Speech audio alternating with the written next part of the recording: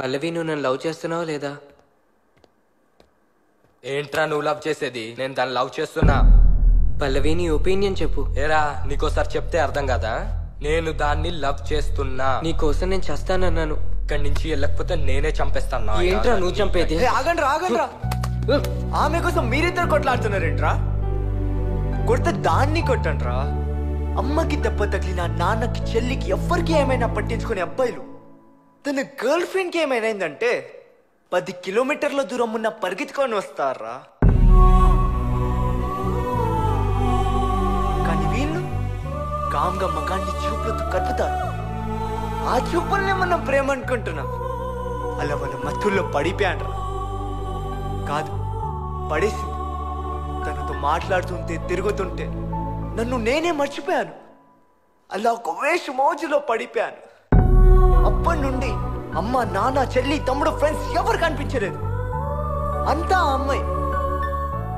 చెల్లి exam time అయిపోతున్నానయ్య అంటే అబద్ధం ఆడి ఆపండి దానితో సినిమాకి వెళ్ళి నా ఫేమస్ కాడరా. నేను పుస్తకం తీస్తే అదే, నోట్స్ రాస్తున్నా అదే.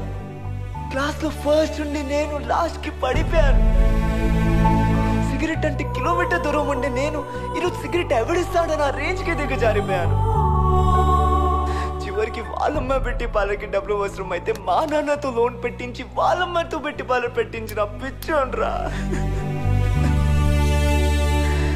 కానీ చివరికి ఏమైందిరా? ఏమైంది? నా సాక్రిఫైసింగ్ లో దానికి లవ్ కనిపించలేదు. వాడు ఎవడివో నోట్లో పోయి దానికి లవ్ కనిపించింది.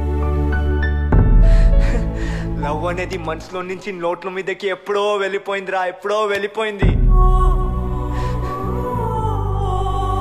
ఎవరినైతే నా గుండెల్లో ఉంచడానికి నా హార్ట్ నుండి ఫ్రెండ్స్ ని, పేరెంట్స్ ని తీసేసాను, చివరికి వాళ్ళే నన్ను గుండెల్లో పెట్టుకొని చూస్తున్నారు. ఈ రోజుకి మా నాన్న ప్రతి నెల లోన్ కట్టడానికి బ్యాంక్కి వెళుతుంటే నా మీద నాకే సిగ్గొస్తుందిరా.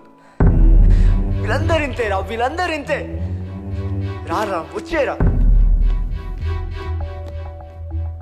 ఒరేయ్, ప్రతి తల్లిదండ్రులు వాళ్ళ అబ్బాయిల్ని పిలిచి అమ్మాయిల్ని ఏడిపించకండి పాపమని చెప్తారా?